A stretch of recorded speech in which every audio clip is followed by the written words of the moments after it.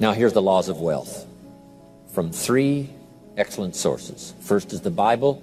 Second is John Kennedy. Third is Zig Ziglar. That's good company. I'm happy Zig's here today. You're going to enjoy.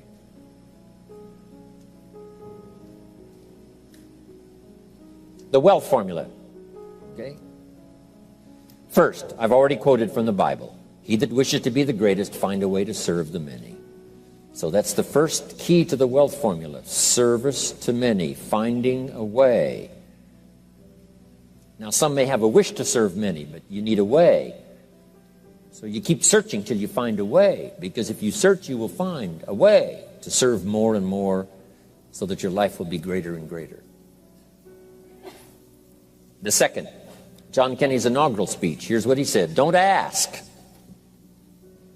Don't we wish that was the current political philosophy? Where is John Kennedy? John Kennedy said, don't ask what the country can do for you. No matter how poor you are. Don't ask.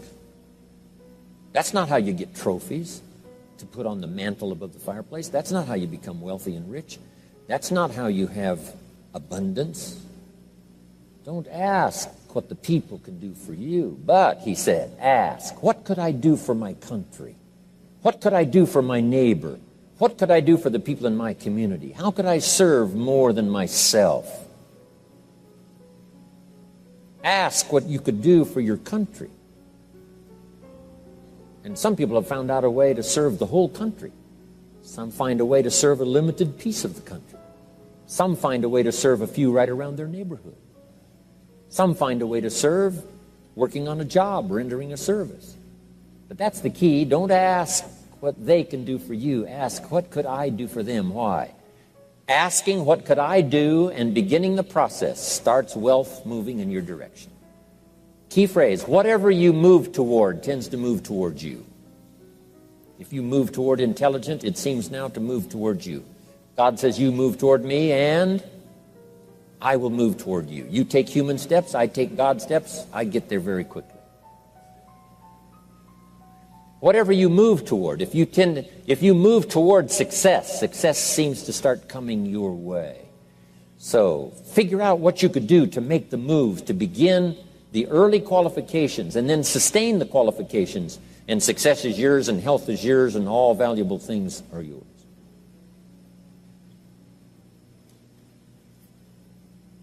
Now the third, of course, is Zig Ziglar, and I'm going to borrow. Hopefully he wasn't going to use it today, so I get to borrow it. Zig's got the best formula put in layman's terms I've ever heard. If you help enough people get what they want, you can have everything you want. Help enough people get what they want, you can have everything you want. When I first heard that, I underlined the word everything. And guess what I did? I went for it.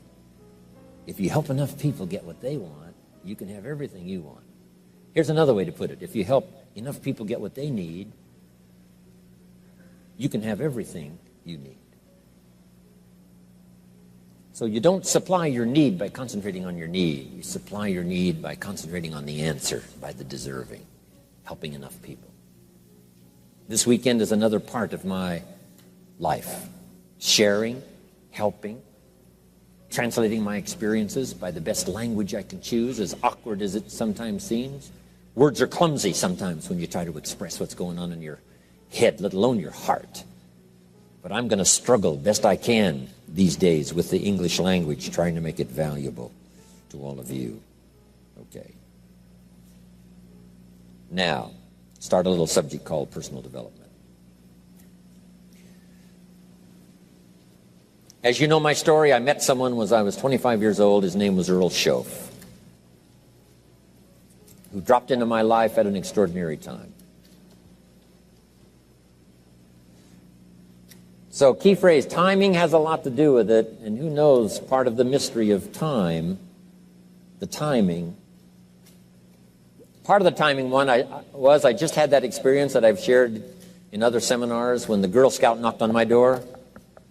And I walked to the door, and she gave me the big pitch on the Girl Scout cookies, best organization in the world for girls. Got several flavors, time to buy the cookies, only $2. And with a big smile, she very politely asked me to buy. No problem, I wanted to buy. Big problem, I didn't have $2 in my pocket. And I didn't want to tell her that. So I did what I thought was next best. I lied to her. And I said, hey, look, I've already bought plenty of Girl Scout cookies. We've still got plenty in the house we haven't eaten yet. She said, oh, that's wonderful. Thank you very much. And she leaves. When she leaves, I say to myself, I don't want to live like this anymore. I mean, how low can you get lying to a Girl Scout? I mean, that's low down. I told myself that day, this will never happen to me again. One of those experiences. It's called like life-changing. I said, I'm going to search till I find better opportunities so my pocket won't be empty and the bank account won't be empty, and I won't be so far behind on my promises to my family. And it was shortly after that I meet Earl Schoaf, who taught me how to be wealthy, who taught me how to change my life. So who knows what the connection is, right? Someone says when the student is ready, the teacher will appear. You know, I don't know all the mystery of that. But anyway, it seems like some of those things uniquely happen. But it was Mr. Schoaf over a 5-year period before he died at age 49 who taught me some extraordinarily simple things. He only went to the 9th grade in school, never finished high school, never went to college, never went to university. So he put his ideas and his experiences in very simple language, which I think for me, you know, a kid from the farms of Idaho, that simplicity was so important. Because if it would have been technical, I'd have missed it. If it would have been mystic, I would have, backed away. But it was just basic, blunt, ABC, familiar stuff that I hadn't thought of before. And he did start to remind me, and those ideas changed my life. Mr. Schoaf was the one when I said, this is all they pay. He said, you've been working 6 years, Mr. Rohn, how come you're not doing better? And I said, this is all the company pays. He says, well, that's not true. I said, no, this is my paycheck. This is all the company pays. He said, no, this is all the company pays you. I thought, that's a new way to look at it, right? He said, doesn't the company pay 2, 3, 4, 5 times this amount to other people? And I said, well, yes. He said, well, then this is not all the company pays. It's all they pay you. And if you qualified, wouldn't your income grow 2, 3, 4, 5 times? I said, I suppose. So he said, we don't have to work on the company. We have to work on you. See, that was the beginning of what he called the phrase personal development. I told him things cost too much. He said, no, you can't afford them. I thought, well, that's a new concept. I hadn't thought about that. We put some of the valuable things on the high shelf, so you can't get to them until you qualify. If you want the things on the higher shelf, you got to stand on the books you read. Every book you read, you get to stand a little higher so you can get the things on the higher shelf. See, I learned those concepts. It was so incredible. And here was the most important one. Success is something you attract by the person you become. See, that phrase changed my life. Success is something you attract by the person you become. Success is not something you pursue. It's like chasing a butterfly. You can't quite catch it. Success is something you attract by becoming an attractive person. See, those were new concepts to me. I'm just working hard trying to make a living. Here's what he said to me. This changed my life. I got a chance to teach this in Moscow and across Russia. 3 visits, now the 4th. Here's what Schoaf taught me. Profits are better than wages. Nobody taught me that in high school. Nobody taught me that. I went to 1 year of college. Nobody taught me. Profits are better than wages. Wages make you a living. Profits make you a fortune. And how could you work on both a living and a fortune? He said, well, you could start part-time working on your fortune while you're working full-time on your living. I thought, wow. Now, he said, it's fun to get up in the morning. Not just getting up, go to work to pay the rent. but to get up to go to work to make a fortune. First, to make a living for my family. Second, to make a fortune. And he taught me how to make both a living and a fortune. Guess what I did? I learned how to make both a living and a fortune. And I found out anybody could do it once they get the information. And at age 25, I started receiving this extraordinary information. Here's what he said: your income is directly related to your philosophy, not to the economy. I thought, no one ever told me that. I kept hoping the economy would change. He said, no, your philosophy has to change. I assured him that I had my fingers crossed. He said, that won't help. Then what could I do to change my income and multiply it by 2, by 3, by 5, by 10, and then multiply it by 10 again? What could I do? And he started giving me the disciplines and the process of learning the skills to change my life. This was an extraordinary man. Those were extraordinary times for me, life-changing in every manner that you can imagine, but very simple ABC concepts. Here's what I learned: not to search for the exotic until you've discovered the basic. And those basic philosophies that he shared with me during that time were life-changing, and he called it personal development. Now, in the understanding of personal development, let's go through it quickly, some notes before we take our first break. If you're okay, say, I'm okay. How many of you have one page of notes already?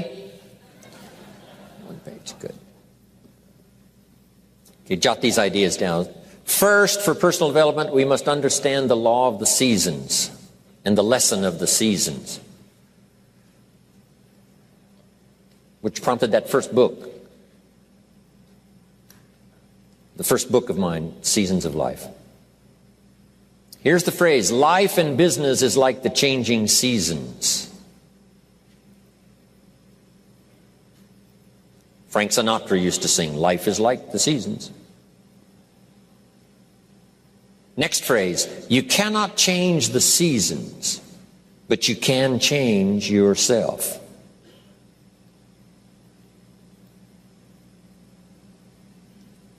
The seasons are set. As soon as we arrive on this spinning planet headed somewhere, that's the question to ask. What is the setup?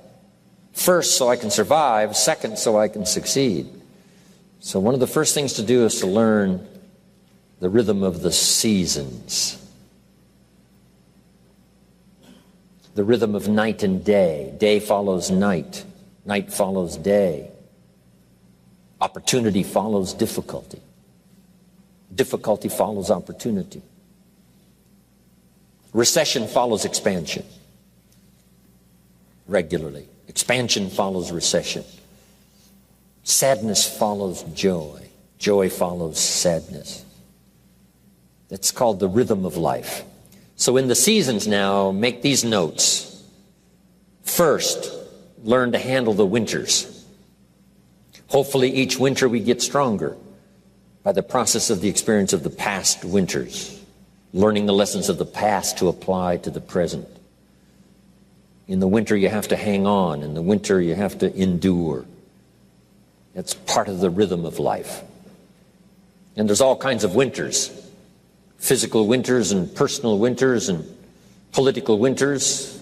Communism cast a long shadow on 1/3 of the world in that long winter of despotism. About 75, 80 years it lasted.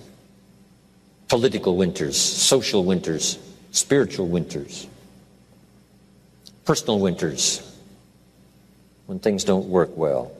Barbara Streisand sings, it used to be so natural to talk about forever, but used to be's don't count anymore. They just lay on the floor till we sweep them away.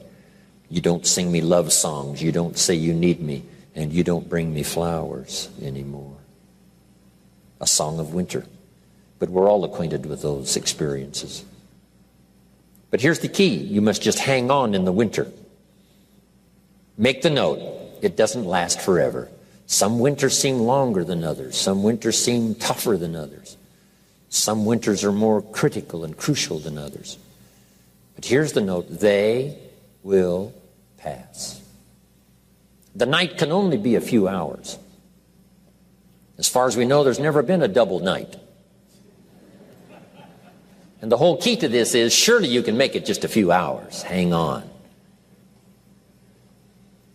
Whether it's playing a game or whether it's an enterprise, the winters do come. Mickey Mantle, my hero back in those days of the Yankees. Wow. He used to get in the batting slump. It was tragic to watch. This is the home run king. This is the fastest man in baseball. This is one of the most accomplished players ever to play the game. But he used to have these terrible slumps when it seemed like he couldn't get a hit, or he couldn't get very many, and he couldn't hit home runs. And someone asked him one time, what do you start changing? He said, I don't change anything. He said, what do you do? He said, I wait till it's over. Right? You just keep swinging and you just keep hanging in there until finally it passes. Maybe you need a little touch of refinement, but for the most part, here's what you have to do. Endure. Because the winter finally passes and the night finally fades away and the daylight comes and the shadows flee away. So the winters we just have to handle. Here's what's next, the spring. Spring always comes. Opportunity follows difficulty. Day follows night. Here's what spring is called, opportunity. Spring is not a guarantee. It's guaranteed to come, but it's not spring that guarantees the harvest. Here's what you must do. Use the spring to your best advantage. And you've got to hurry because spring is usually not very long. The short season of spring reminds us of urgency. If you want a full harvest, come harvest time, you've got to take advantage, but you must do it quickly.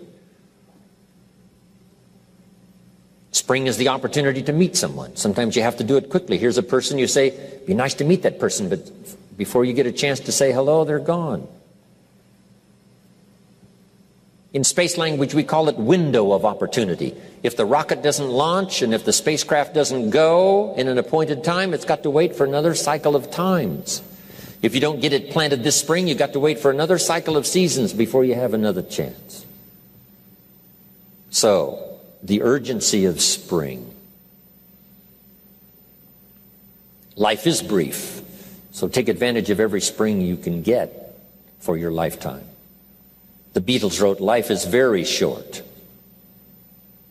And for John Lennon, it was extra short. For Michael Landon, it was extra short.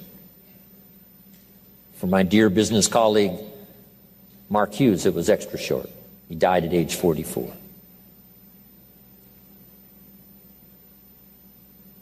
So, it's brief. Bill Bailey reminded me, it's easy to say I've got 20 more years, but here, that sometimes fakes you out, saying I've got 20 more years, meaning it looks like you got a lot of time. But here's what he said, if you go fishing once a year, you've only got 20 more times to go fishing. Not 20 years to go fishing, 20 times. So you've got to make each time count when the opportunity comes, each time. So take into account the brevity of life. My father lived to be 93, but it seemed so short. I kept asking for another 10 years, another 10 years, and finally, it ran out. But 93 is not bad, but it still seemed short. So it is short. So pick up the urgency of spring now. Knock on every door to find the opportunity. Search and search till you find answers for your future.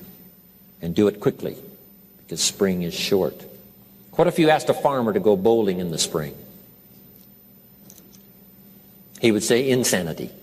You can go bowling in the winter, but you can't go bowling in the spring. Good note to make. What to do in springtime.